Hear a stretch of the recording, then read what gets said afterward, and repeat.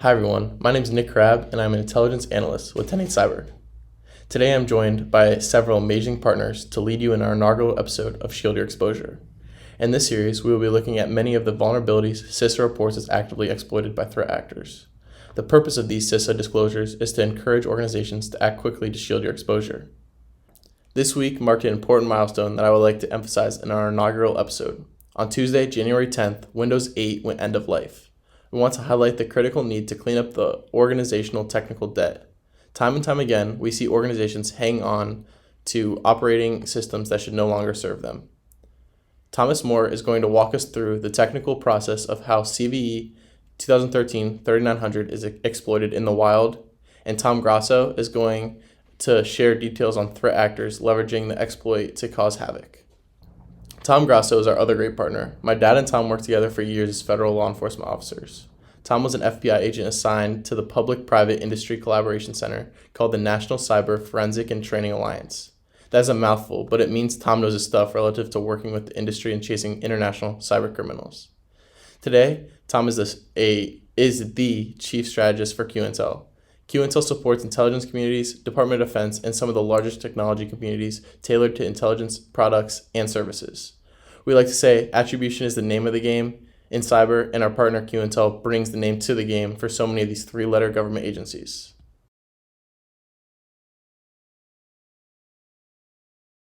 So with CVE 2013-3900, which is a Windows Server 2008, Windows 8 vulnerability, we've been seeing active exploitation of it since 2021, and most notably by a group that calls themselves Malsmoke, and used in a piece of banking malware, a banking Trojan called Zloader.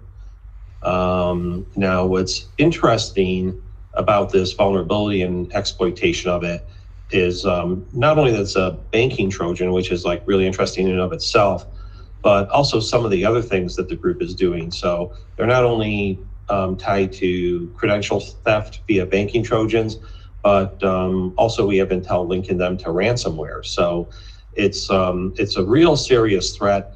You know, naturally, anything that's going to be getting on your system and stealing credentials is something that you need to be concerned about. But I think at the top of everybody's threat list in terms of priorities is ransomware. So, you know, this group is certainly tied to that, and I think it's something that we need to be taken seriously. And you know, the other thing that I would add, Greg, about this particular vulnerability relative to this exploit is that our data has shown that there's over 1 million systems out there that are still vulnerable to this particular type of exploit. So, the surface area is pretty large in terms of what can be attacked, and it's likely to continue to be exploited by the criminals and other adversaries until it gets patched and fixed. Thomas Moore is an amazing partner. Thomas is the Director of Innovation with SignalHill Technologies. We partner with Thomas to provide clients with large range of application security solutions. Thomas is a superstar, having won RSA's hacking competition and supporting the intelligence community, civilian government agencies, and critical infrastructure organizations.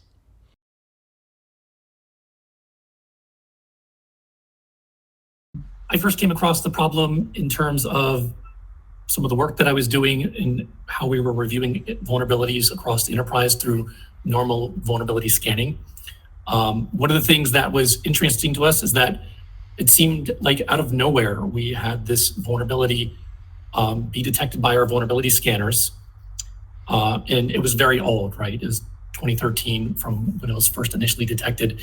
And so that was a real head scratcher for us because the patch that had been released as part of that vulnerability and the description for it doesn't really show a lot about what the exploit is. It just notes that Microsoft had previously sent out a patch earlier. So in terms of reviewing it, we felt pretty confident that the patches were deployed, so we needed to dig a little deeper, right? If you kind of pull back the onion a little bit on that, what you find is that the reason we were being flagged as vulnerable was because there were configuration settings that were not being applied along with that patch. So what had happened was that the patch was developed, it was pushed to most systems, but the registry change to actually enforce that change wasn't being pushed out to all of our systems. And in terms of effectiveness, like how many systems were affected, it was nearly all of the workstations in this case, which was quite surprising to us. It was being flagged as a high vulnerability. So we kind of pulled back the thread a little bit of that and wanted to do the research. Checkpoint Research did the first sort of technical analysis of that. And they were the ones who discussed the terms of exploitation and how it was done and looked at the original malware samples that's used as part of that campaign.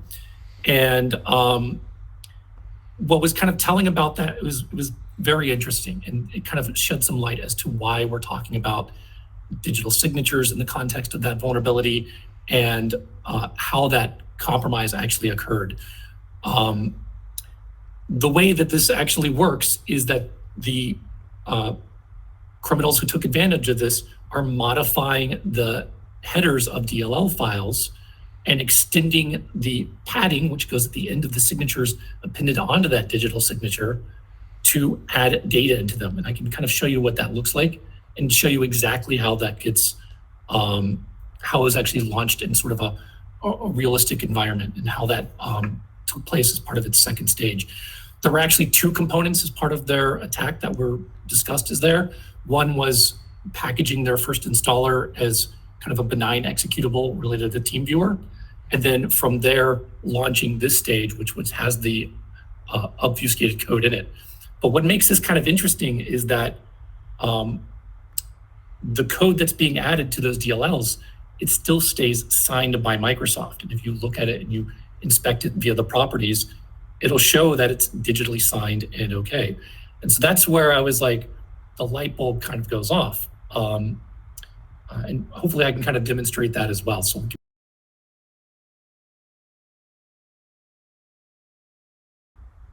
yeah, well, it can be all manner of things. They could be just interested in acquiring the customer's username and password so they can log into their account and transfer money, conduct other types of business using their bank account. They might be specifically after account numbers, credit card account numbers, other types of bank account numbers so that they can transfer money. But it's really a great way for the cyber criminals to make money. And yeah, it's just something we've been seeing this for 20 years now, and it's still going on to this day.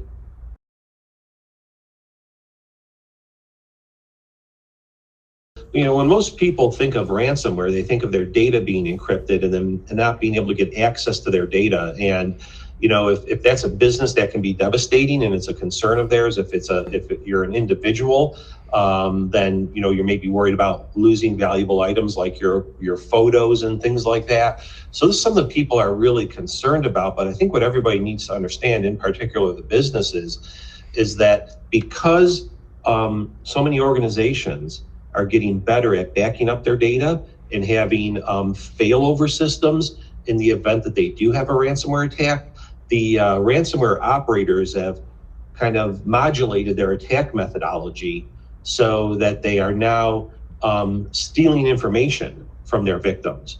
So they will go in, they will deploy the ransomware, they'll steal what they believe might be sensitive or proprietary or potentially embarrassing information from the company. They'll then launch the ransomware attack. And if the victim comes back and says, oh, we don't care that you just ransomwared us, we have backups of everything, we're just going to wipe all the computers, reinstall everything, we'll be back to business within a day or so, the ransomware operators say, well, we've got news for you.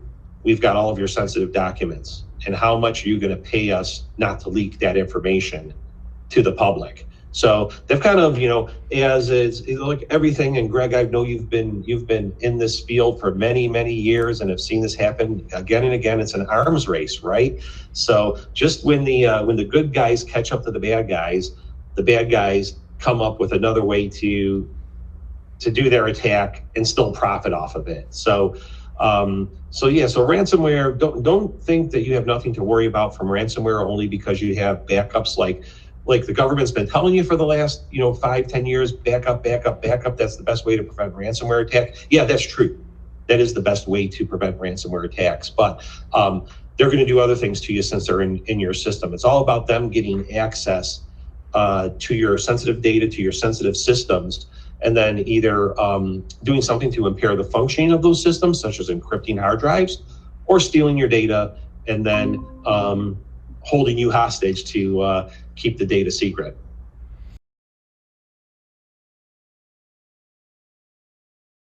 And I'll have I'll flip back and forth a little bit between some virtual machines I have, one to do the inspection and then one to kind of show you what it looks like in Windows, right? So let's start with the Windows one. These are some pre-staged files that I've created, both for Windows 10 and Windows 11. The criminals in this case took advantage of a known Windows System 32 file called appresolver.dll. And this was the file they chose to use. There's nothing that makes this particularly a better file or a worse file.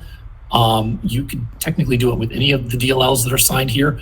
But in this example, this is just one that I thought, because that's what they use, that's what I'd start with. So if you inspect this file,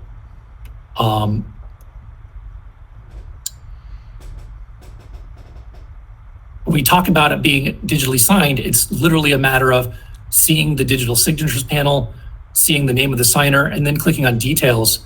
And you'll see here that this digital signature is okay. Now, I've tampered with this file in the exact same method that the criminals did, right? And we can pull up that original file that we were just looking at, with a hex dump real quick here. So if you do that, there's not much to show here other than I'm going to scroll up really quickly here. You'll notice there's some text kind of in here. You see Washington, Redmond, Microsoft Corporation, etc. These strings are actually part of the certificate that's being appended to the end of a digitally signed file. And so what happens is when you build your DLL in your development environment, there's a couple of items that you're going to need. You're going to need to validate the checksum of that file, and you're going to need to append the certificates that you're signing with to the end of that file. And then as the final step, this checksum gets updated and the size of the certificates get updated to account for that being appended onto the end. Now, what's interesting about that is that has a block boundary at the end, and occasionally you get padding where the certificate being appended on the end doesn't meet that block boundary, so you'll add some zeros onto the end. And so what the criminals took advantage of, part of this vulnerability, is they added zeros on there. So let me take a look at one that's been tampered with. And I'm going to use one that's even closer to what actually happened here, is that they used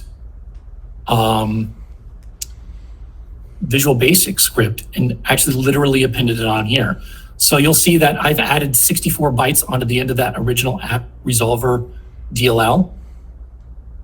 And within this section here, you can actually see the Visual Basic script that I'm running. In this case, it's just going to open up a calculator, right? So what does that mean, actually? I mean, if you can append scripts onto the end of any file in any case, right? The thing that makes this dangerous is what is called a polyglot vulnerability.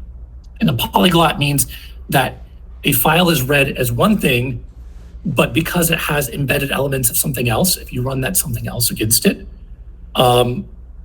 it will launch something. If we look at that tampered VBS file, you can see that even though it's been tampered with, Microsoft still reports that this digital signature is okay. So right out of the bat, like, we know that there's a payload of some sort in this. It's a pretty common payload in this case. And we know that if you're an antivirus, for example, and you're looking at, hey, is this file okay to run? If it's signed by Microsoft, says it's signed by Microsoft, Microsoft's reporting it's signed by Microsoft, you might ignore it, or you're not going to give as much scrutiny to it. But the fact that the payload's in there doesn't mean that you can just run it. You can't just call the DLL and it automatically runs. And in fact, that that data that's being added to the end of the certificate isn't normally executable. So what the criminals in this case actually found out they could do was, so you can call MSHTA. Do tamper PLL. And if you remember the script, it actually just calls calculator. Yep.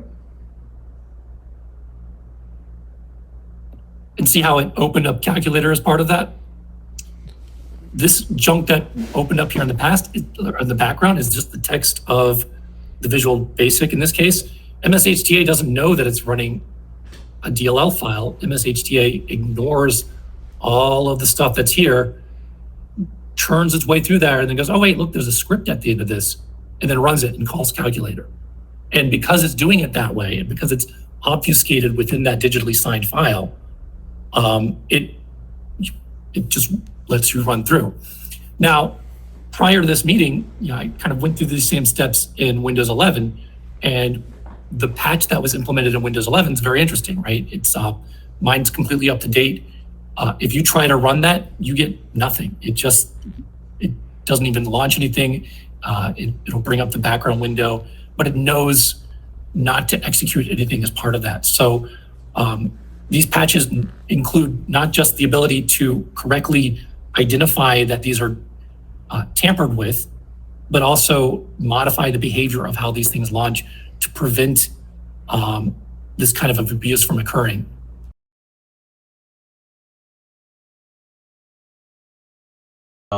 The ransomware operators, the criminals, do their due diligence on these companies.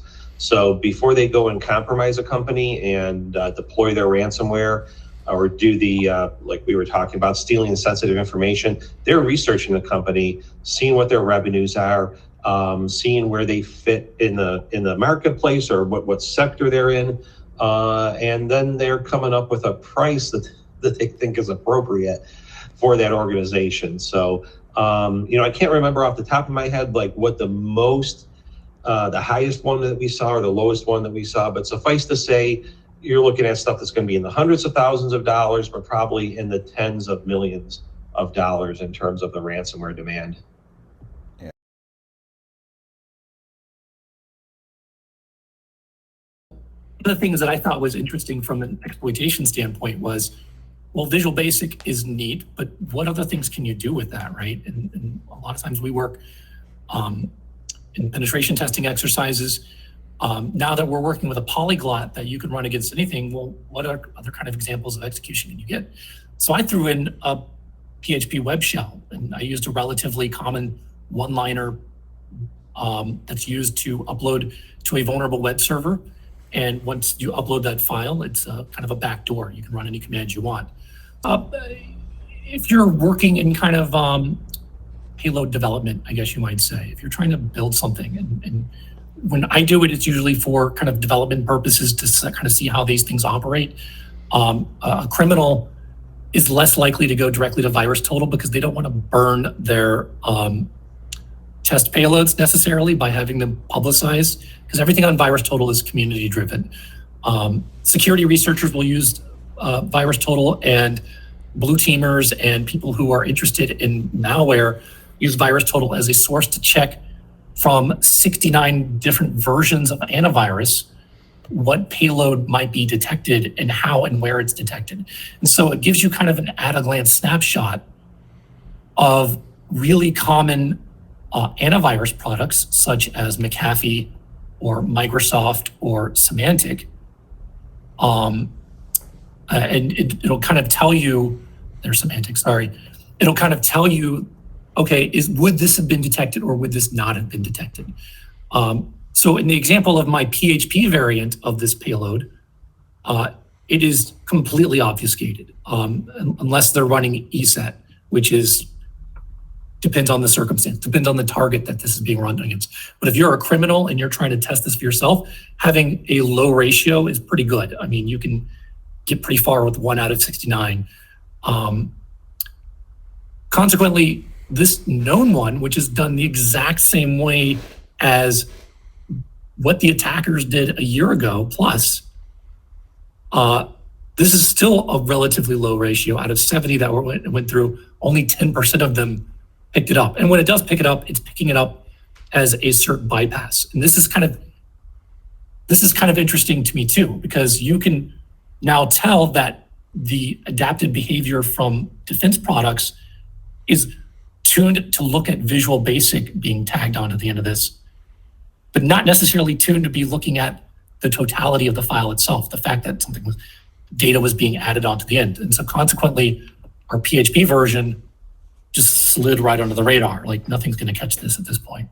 So from a red team perspective, that's great. It's something we can put into our pocket and use again at some point in the future. But from a criminal standpoint, this is not good at all. And the fact is that if you are maintaining your enterprise, you need to be vigilant about making sure that these patches are in place to prevent stuff like this from sliding through the door, because it's relatively easy. You know, did it for the sake of this meeting without much time investment to kind of build that payload up.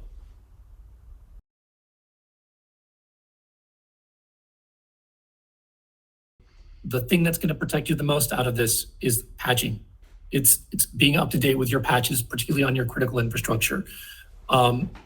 The variant that I showed related to potential PHP web shell, for example, your best line of defense against those kinds of upload attacks are going to be your file integrity monitoring on your web directories, where you're watching files coming inbound, right? Watching for writes that are coming in that are anomalous. Those are kind of baseline controls that are irrespective of antivirus that you want to depend on. And so what I'm kind of showing as part of this exploit is that a lot of people have a tendency to trust antivirus.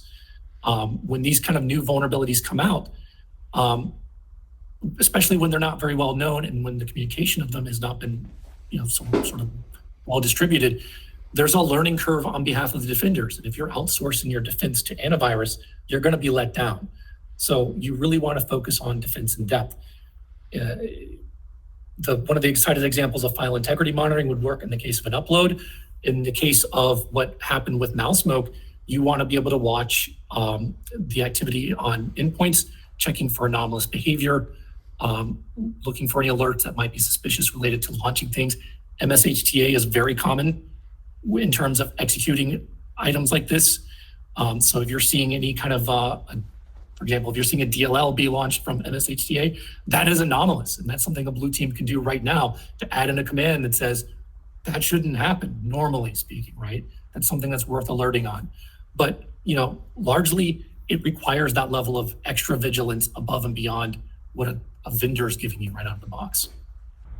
Yeah, no, I think I agree with everything Thomas has presented and his recommendations, and especially what he's saying. It's just not a matter of patching something and forgetting about it, or deploying these systems and forgetting about it. I think you really need to know who your adversaries are and look at what vulnerabilities they're exploiting, and be thinking about what can I be doing other than patching to harden my systems and my network and my infrastructure against these things. So, I think you need to patch to be in the fight, right? But I think there are other mitigations that you need to consider based on who are your adversaries, what are they coming after on your network, and what is the totality of the vulnerabilities that are out there on these systems that you have. This is the actual registry patch as prescribed by Microsoft. There's different variants, and I would suggest if you are working in an enterprise, depending on what version of Windows, or if you're running 32-bit or 64-bit Windows, you should double check to make sure. But for the version that I'm demonstrating against, this is the actual configuration string. It's under HKey local machine, software, Microsoft cryptography, WinTrust, config, and then you want to enable that cert padding check to be 1. And when you make that change, and following a reboot, what you'll notice is that you can go back in, check the digital signature, and it'll no longer show up as a Microsoft verified digital signature if it sees that this padding has been tampered with in some way. Interestingly, you can still have the padding, but if anything's in there, it's gonna flag that and it's going to be considered invalid in that case. So that's the prerequisite fix. What's interesting also about this is it's not the default. So you might have to dig a little deeper to make sure that that configuration has actually been assigned correctly. Yeah, I'll just follow up on something that I said before. This is a lot more complicated problem than I think what a lot of people see it as on its face. There's the vulnerabilities can be widespread across organizations depending on the software that they're using, depending on who their adversaries are. They're going to be targeting specific things that they're interested in. So it really requires a 360 view. And, as Thomas said, it's never do once and forget about it type solution. Yeah, and you have a product, Tom, that helps organizations understand the adversaries that are leveraging particular vulnerabilities. Yeah. What's the name of that product? Yeah, so that's called Patch Management Intelligence. And with that, what we are doing at Qintel is we're out where the adversaries are collecting on what they're discussing, what exploits they've already built and what they're building into their malware. And we're also looking at the infrastructure that they have and how is that infrastructure that the adversaries have built, how is it using these different exploits? So we can tell you, based on a vulnerability, what are the exploits for that vulnerability and which nation state or criminal groups are using that exploit. So it can really, help you hone in and prioritize things based on who your main threats are and what assets do you have. The thing that we're mostly focused on at SignalHill is application security, and a lot of the extensions of application security, API testing, as well as general DevSecOps principles and implementing them through the organization. Some of this work is also by extension of that work in terms of organizing and managing a SIM and following up from a network defense standpoint. The kind of value that we bring to our customers is to try to help customers understand that level of complexity. I think what separates us from just somebody who, is might be providing general services is that we are willing to go that kind of extra mile to sort of dig a little deeper and provide the staffing and expertise to help your defenders really bring this home in a way that brings that kind of customization that you need. We hope you enjoyed this session. We have 4 key points that we'd like for you to act upon in your organization. First, eliminate technical debt. For example, upgrade away from end-of-life operating systems. Second, define and implement hardening standards that properly protect your assets. Third, keep a close eye on CISA's known exploited vulnerabilities database. And fourth, act to shield your exposure. If this content was worthwhile to you and your community, please be sure to like, comment, and share this post. Reach out if 10.8, SignalHill Technologies, and Qintel can help you. As always, thank you for joining us.